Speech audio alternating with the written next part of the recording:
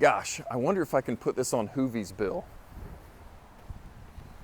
What's going on, guys, and welcome to today's video. And today I thought we would do a little walk around here on our $125,000 free Mercedes Benz and at least kind of assess this thing, figure out what needs to be fixed, what's broken, what's not working, what is working, and kind of get a game plan here on what we're going to be doing, or at least our game plan on what we're going to be hopefully taking care of sooner than later. So I'm going to grab you guys. We're going to, again, walk around this thing and figure out what we need to do. Now, I'm going to be honest with you guys. I have been driving this thing, and pretty much like day one, day two, I did go ahead and change the oil. The oil change sticker up on the windshield said it was due in 2018. Obviously, this thing has been sitting, I believe, in Mississippi for quite some time. So it didn't have an outrageous amount of miles, I guess, on the oil change, but there was obviously a lot of time. So I've got an oil filter, I changed the engine oil, and while I had it up in the air, I also changed the transmission fluid, transmission filter, transmission pan gasket, and again, while it was up in the air, I changed the rear axle fluid. I hate driving anything if I don't know its maintenance history. So those are all three super easy, quick things that I took care of very, very early on into driving this, just because I feel way too mechanically, sympathetic for my vehicles, and I couldn't bear to drive this thing, not knowing how long it had been. Now, good news, the transmission filter was an aftermarket filter, which means it's been replaced sometime, which is always a good thing. The rear axle fluid was very dark, but I mean, no big metal shavings or anything like that, just burn up, tired old fluid, got fresh in there. So yeah, other than that, engine oil was extremely, extremely dark, which it should be being that old. But yeah, fresh fluids in the thing and have been driving it. So exterior wise, we've got a few bulbs out. We've got a front marker light. We've got some rear tag lights that don't really match. But again, that is just cosmetic dumb stuff. Yes, I'm sure we could have some electrical issue causing our bulb issue, but more than likely, we've just got a burnout bulb. Yes, the car is filthy dirty due to our snow and all the stuff we've been having. Paint-wise, it is in really darn good shape. We do need to try to do a buff, do a small paint correction on this thing and get it looking as good as it can. Another thing, the tires. From sitting for so darn long, it is very flat spotted. Even driving this thing, I probably put 300 or 400 miles on it. They are not coming out of it. I think they are too far gone, and it will eventually need tires, but they are all holding air. So until we get this thing fully sorted out, we definitely aren't going to be spending money on tires.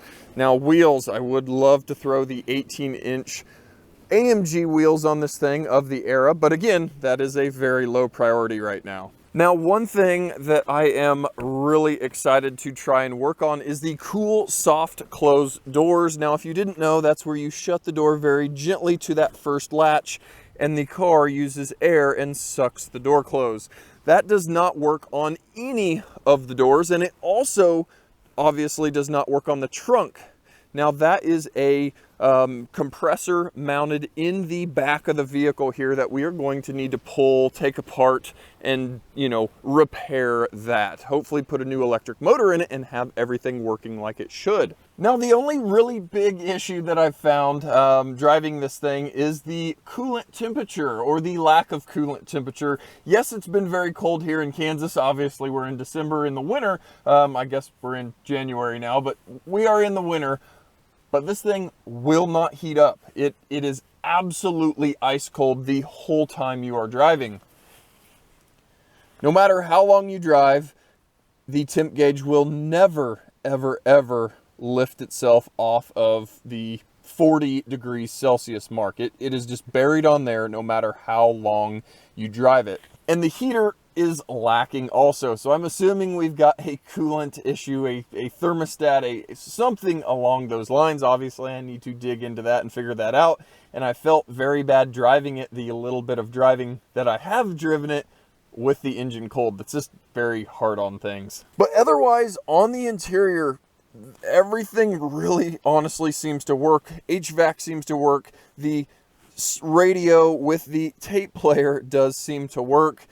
Heated seats work. We do have a power sunshade switch that has been broken and pushed down into the bezel here. So that needs to come apart so we can assess that. Now this one does have the air lumbar support. And again, that doesn't work either, but what I've read, that is tied into the pump for the soft closed door. So I think once we get that taken care of, we should have the air lumbar working again. So that will be a beneficial thing, or at least a cool thing. I like having everything working. Now, another thing that we need to address is the window tint. It is all peeling. The bottom is getting caught up on the, belt molding here. When you roll it down, it just doesn't sound very nice.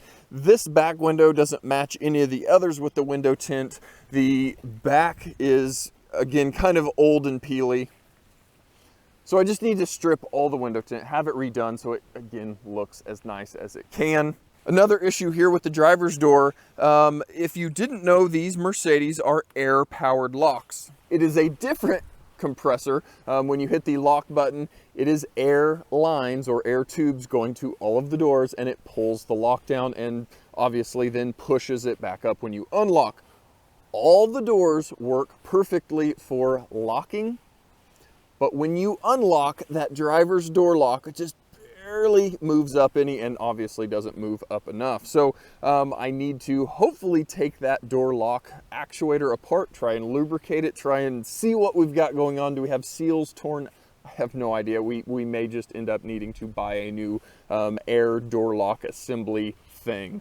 And again, on this driver's door, we have a broken door check strap. It is like broken from its mount inside the door. Somebody's taken the pin out of it. It's a whole thing. So I'm going to need to source a new driver's door check strap and see what we need to do to get that put back together, because right now that door can overextend and hit itself into the fender. Now, I did take a little video when I had this thing up in the air on the lift doing the oil change, so I will kind of cut that in and do a little voiceover here, kind of what I found and what I saw underneath the car. So underneath this thing, obviously, we can see we've got a little bit of a greasy back of the motor. It kind of just looks like valve covers running down the back of the cylinder heads. And then our transmission pan is pretty wet and mostly just kind of on the back half of the pan. But yeah, exhaust fully intact, not cut up, not rusty, no rust on the chassis. The thing just looks really, really nice for its age. Our rear diff isn't even dripping. It's just kind of a grease ball back there. We need to just clean it off and kind of keep an eye on it and see what, if anything, leaks in the future. Jumping back to the back, we've got almost brand new rear pads and rotors. That was awesome to see.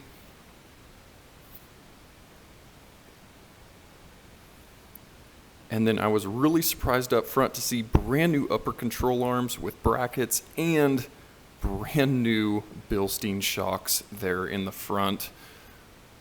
We'll take another glance here up at the valve cover gaskets. Like I said, you can kind of see those running down the cylinder heads, and that, I believe, is about 99% of any of our oil leaks. And again, here we can see our brand new shocks, brand new upper control arms with their mounts, and sway bar links are also replaced. And then again, almost brand new front pads and rotors up front.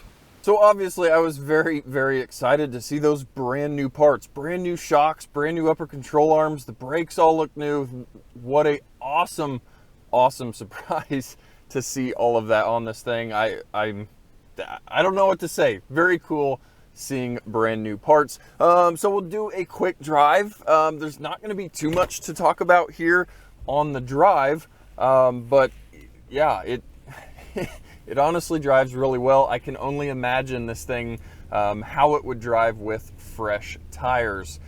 Because again, you do have that little bit of steering wheel shake, a little bit of vehicle shake that I do believe is from those flat spotted tires. Now, another cool thing, cruise control seems to work. You can accel, decel, Cruise works. Again, this is a electronic throttle body vehicle, so that maybe shouldn't be that big of a surprise. But just the amount of stuff that honestly works pretty darn flawlessly on this thing is very, very surprising. And maybe that's just old Mercedes quality, but you know, 240,000+ miles on this thing, and it's honestly held up very, very well. Even on the interior for rattles or squeaks, there's really not that much. Yes, there's a few little teeny things, but it feels very solid like it should. So guys, the main issue here is just we've got to get that temp gauge moving. I just do not feel good driving it with the absolutely stone cold engine. Well guys, so honestly, not that much wrong with this thing. You know, we've got some leaks to take care of. We've got a coolant issue to take care of, and then just all of the normal little piddly interior stuff. You know, we've got our soft closed doors and all of that little stuff, which honestly is or should be very low priority. We need to get, you know, our engine stuff taken care of, our transmission leak stuff taken care of, and that's what's led me here. So yes, I'm at the dealership, and I hope I don't have to spend too awful much time here with the Benz or getting parts for the Benz, I should say. So yeah, I guess we will start wrenching on this thing and hopefully getting it slowly sorted out here, guys. So I'm gonna head in there and get some parts ordered, and we'll see what we can do. So guys, as always, thank you so much for watching, and we'll catch you guys next time. Gosh, I wonder if I can put this on Hoovies' bill.